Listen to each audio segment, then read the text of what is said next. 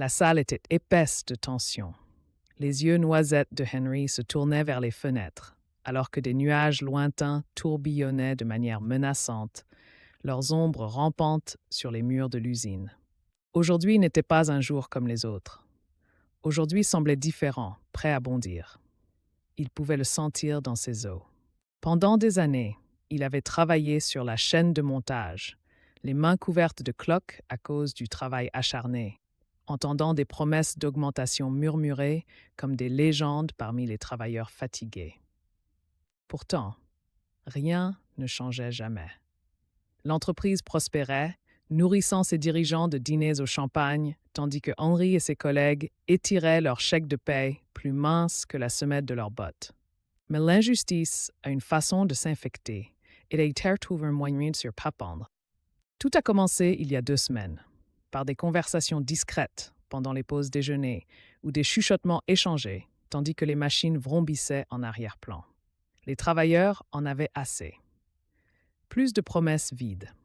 Ils avaient décidé, ensemble, que si la direction n'écoutait pas leurs demandes, ils forceraient la conversation. Ils ont voté 102 contre 18. Et après des décennies à ravaler leur fierté, l'usine verrait sa première grève. Henry n'était pas sûr de ce qu'il ressentait lorsqu'il a voté oui sur son bulletin. Faire grève signifiait désespoir. Cela signifiait risque. Il avait Maggie et les enfants à la maison, dépendants de son salaire. Le loyer n'attend pas la noblesse, avait-il murmuré à lui-même le jour où le vote a eu lieu. Et pourtant, lorsqu'il a plié son bulletin et regardé la boîte de collecte se remplir, quelque chose a remué en lui. Il n'était pas seul. Ils exhalaient tous la même frustration fatiguée. Maintenant, il était temps. À exactement 8 heures, lorsque le sifflet a marqué le début de leur quart, personne n'a bougé. 10 ouvriers se tenaient côte à côte devant les portes, un mur visuel de défi. Henry a resserré sa veste contre le vent froid alors que des dizaines d'autres les rejoignaient. Au lieu du bourdonnement des machines, le seul son qui inondait la cour de l'usine était le silence, coupé nettement par le grondement lointain de leurs chants. « Travail équitable, salaire équitable !» cria Grace, sa voix vibrant d'une conviction inébranlable. Il n'a pas fallu longtemps avant que d'autres reprennent le rythme. Bientôt, toute la cour résonnait du cri. Depuis la fenêtre du bureau du chef, Henry pouvait voir leur superviseur faire les 100 pas, le téléphone pressé étroitement contre son oreille. L'homme semblait pâle, nerveux. Normalement, cette image pourrait apporter à Henry une certaine satisfaction après des années de regard de microgestion et de quart de travail forcé. Mais aujourd'hui, cela ne lui apportait que de l'inquiétude.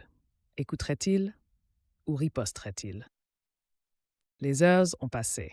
À chaque moment qui s'attardait sur la ligne entre justice et ruine, Henry continuait de regarder vers les portes, s'attendant à quelque chose, n'importe quoi, pour arriver.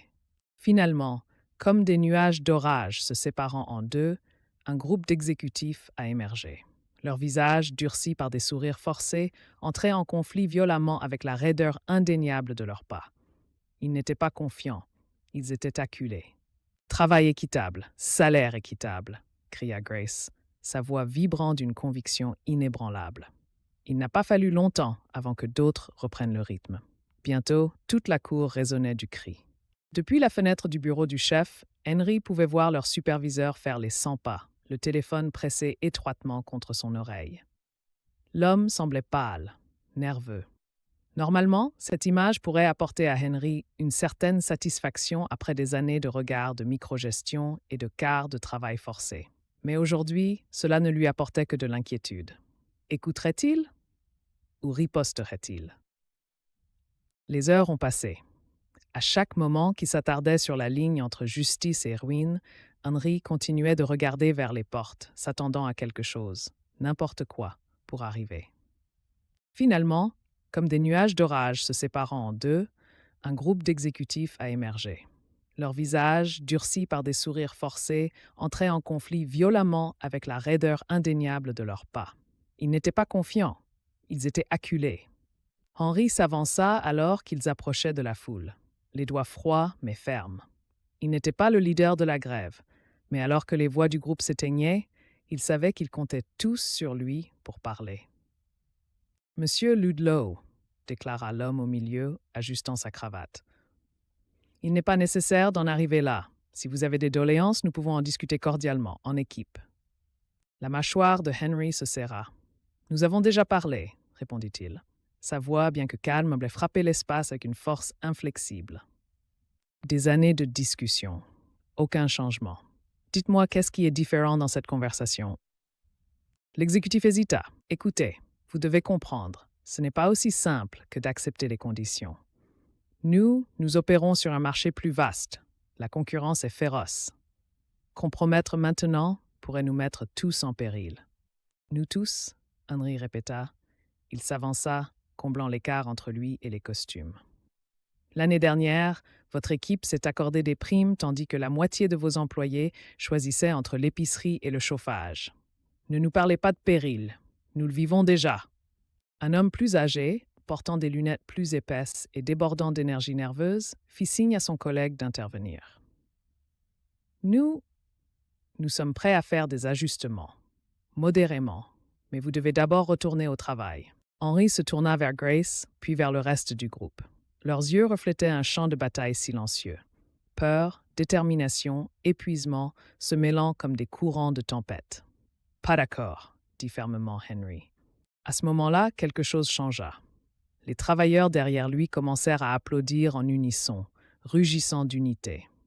Pour la première fois, Henry ne se sentait pas petit. Il se sentait invincible. Les cadres partirent peu de temps après, leurs pas se retirant plus vite que leurs négociations. La victoire n'était pas garantie, mais la lutte et le respect venaient de commencer.